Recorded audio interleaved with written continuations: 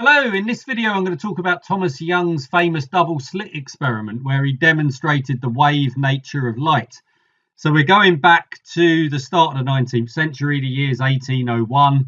The prevailing theory of light at the time was Newton's theory, his corpuscular theory, where he was describing light as particles. So this experiment and the findings of this experiment was important for a number of reasons. I mean, first of all, it's ushered into this new era of describing light as a wave. This brought in, the path to new discoveries around electromagnetic waves, the electromagnetic spectrum, ways of describing light that were previously unknown. It also was quite a step in showing that, Newton was fallible. He had quite the reputation at the time, not surprisingly, considering the depth and breadth of the discoveries that he had made. So taking a stand against Newton, so to speak, and showing that, well, actually there is something else going on here. I mean, that had quite an impact in its own way as well.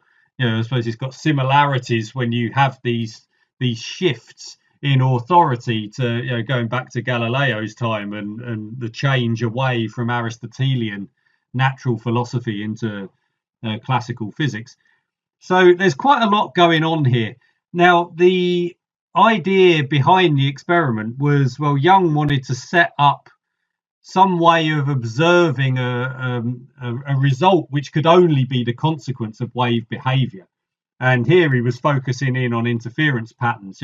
I've spoken about this in previous videos, that if you can create a stable interference pattern from two sources, then from that you can deduce that there's wave behavior going on, because it's only wave behavior that is going to allow stable interference patterns to be observed.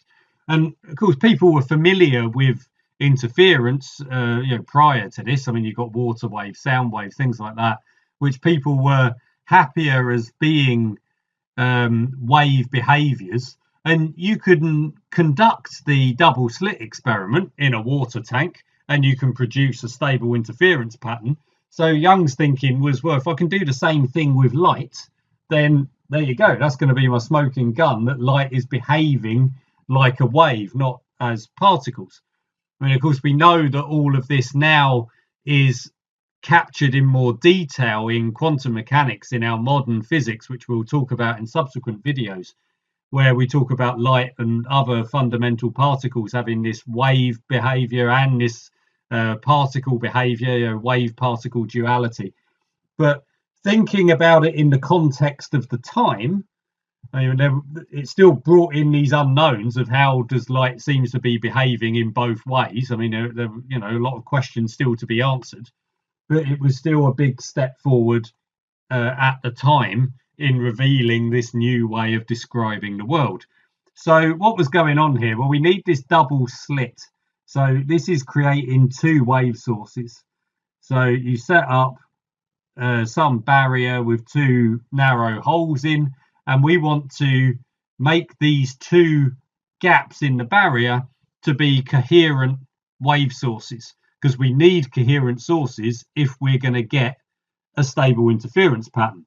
Now, you can't just set up a filament light bulb in the background, on one side of this barrier and expect to get stable interference on the other. We need that consistent phase difference. We need coherent waves. So in order to get these coherent waves, so he had his filament lamp, so he set that up. Then we want to reduce that down to a single frequency. So let's stick a color filter over the top of it. So we've got a color filter here. That's essentially saying, let's narrow our bandwidth.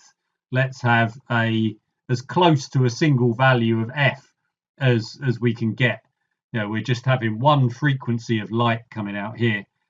Then we're going to use the properties of diffraction. Let's set up a single slit first of all, where that slit is in the middle. So this is in between these two slits in the second barrier. So the light comes in here.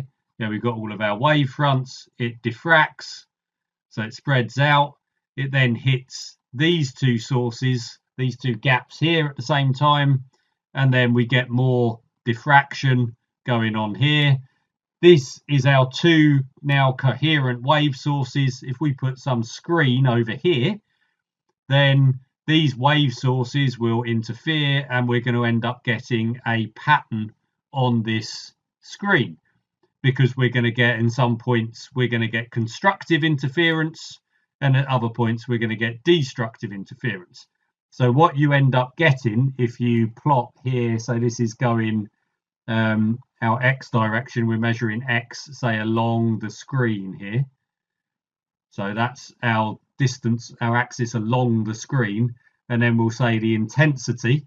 Then you end up getting something, you get this peak in the middle, then we get that's where we've got our maximum constructive interference, then we get destructive interference, and then we get these fringes, these regularly spaced fringes going along in both directions. Oh wow, that's a bit wonky, that peak needs to be higher. So the peaks are dropping off in amplitude and we're getting these fringes, and you can actually observe this. You can look at the screen, you don't need special equipment in order to observe it, and you see these fringes. So if you were drawing it out, what you'd actually see, you'll get this sort of bright fringe, and then it'll go dark, and then you'll get a slightly fainter one, and then a fainter one, and then they just get fainter as they're going outwards. But you can see these fringes on the screen. So that's what he observed.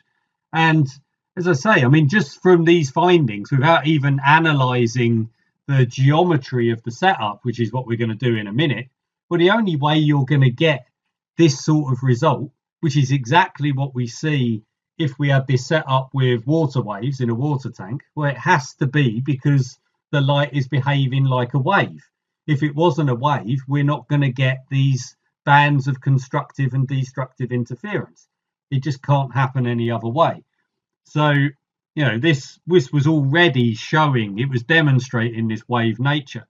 We can then analyze this result in order to tell us something about the wavelength, and thereby the frequency of the light, which is also useful. So how are we going to go about analysing all of this then? Well, we need to go back to the reason why we've got these light and dark fringes appearing on the screen.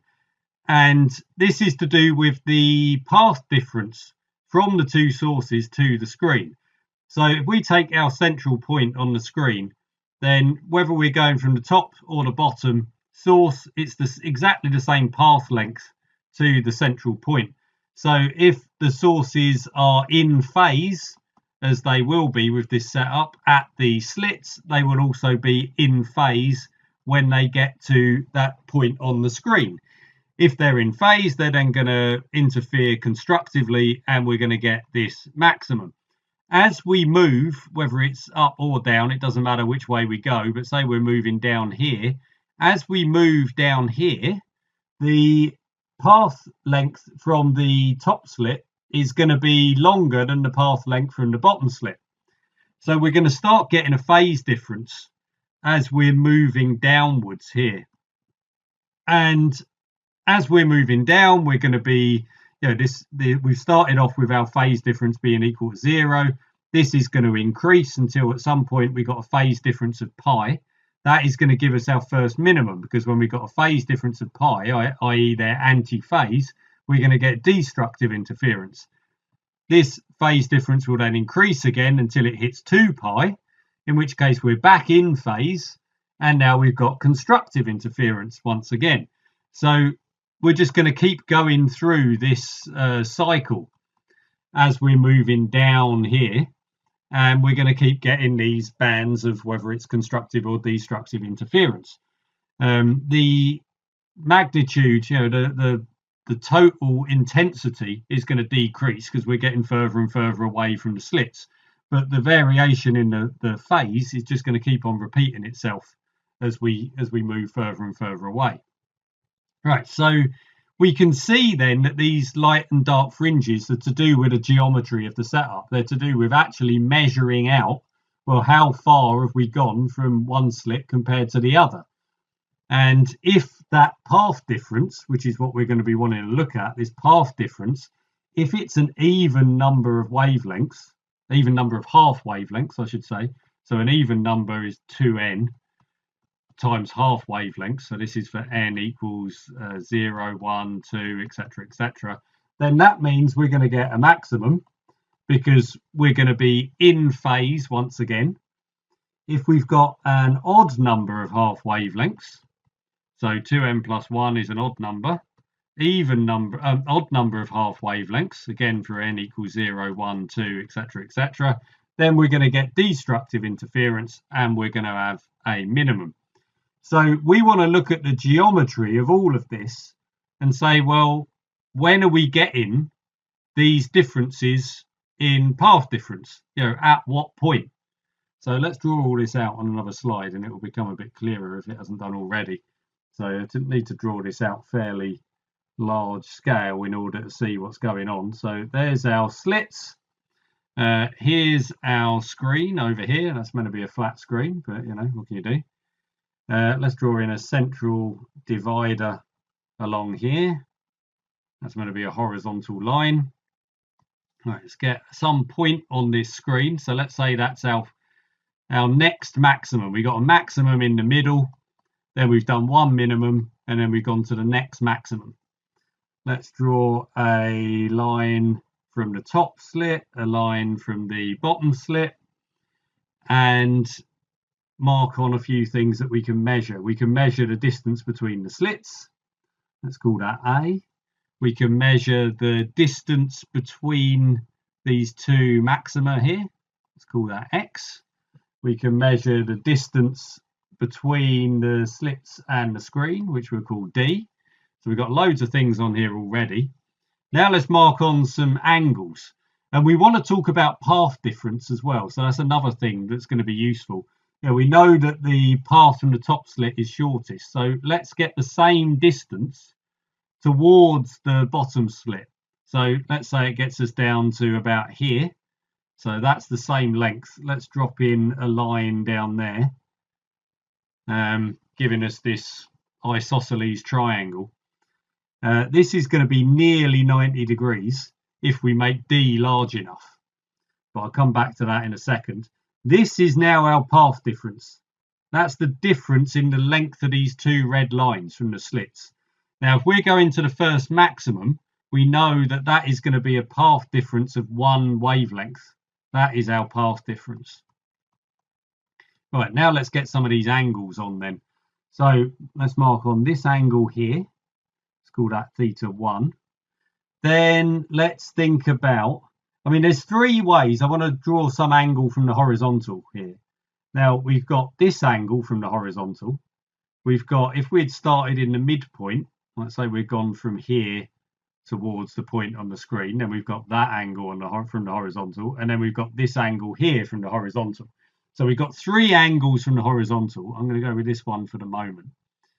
Now, the key to working all of this out is we want to make these angles really, really small, because then we can use small angle approximations. And the way we're going to make these angles small is by saying that D, the distance between the slits and the screen, is much bigger than A, the distance between the slits. We're essentially stretching this triangle out. If you think what that actually means, that means we're saying we've got a tiny little line here for the sort of base of the triangle, so to speak, whether we're taking the vertical bit or the little line that we've drawn off to the side going at that angle, then we're taking a tiny little base and a really, really long length to these lines. And you can see now that all of these angles are getting tiny. There's very little difference between this angle, and this angle. The further you stretch this off to the side, if it's quite close, then you've got a big difference between that angle there and that angle there. There's a big difference there. But the more you stretch this off into the distance, these angles become more or less the same. So this angle, and this angle, we can all say are the same. We just call them θ2. So we just deal with this one here because we're all more or less identical. Similarly, the angle, when we start, if you start in a really short case, when you drop that angle down there, that's quite big. As we pull that off into the distance, this angle is going to get smaller and smaller, and it's going to become much like θ2. A consequence of this is we can say that θ1 is roughly equal to θ2. These are very small. They're very small angles, which means we can also use the small angle approximations and say that sine of θ1 is roughly equal to sine of θ2, which is roughly equal to tan of θ2. All of these things are more or less the same. Our sines, our tans, our angles, all depending on this condition here. This criterion is crucial, that the distance to the screen is much, much bigger than the distance between the slits. It also reduces this down to pretty much being a 90 degrees, which means we can now do trig on this little triangle. This triangle that we've got here, we can do some basic trig on, and we can say, okay, well, sine of θ1 is going to be our opposite over our hypotenuse, which is our wavelength over our distance between the slits. We can then look at this triangle here off of θ2 and say, okay, then, well, tan of θ2 is our opposite over our adjacent, so that is our x over our d. Well, based on all of our small angle stuff, which depends on all of this up here, our d being much greater than a, we can say these two things are the same. So we can say that lambda over a is equal to x over d. Therefore, I mean, the one that we're going to want to work out here is the wavelength, because we can measure a and x and d all with a ruler. It's the wavelength is the thing that we're going to want to be, is new to us here, that we're going to want to be calculating from all of this. So we can say it's ax over d. So it's a nice bit of, fairly simple geometry we're doing on all of this, based on small angle approximations and the necessary condition that the screen is a long way away compared to the distance between the slits. So there you go. I mean, they give you that formula in the exam, but it's nice to be able to go through the process of working it out. But the key part really of all of this is the historical significance, I would say, of showing that light has got this wave nature, showing that Newton wasn't always right, ushering in this new era of discovery around electromagnetic waves. So yeah, it's a really, really groundbreaking experiment that is just so important in the history of science.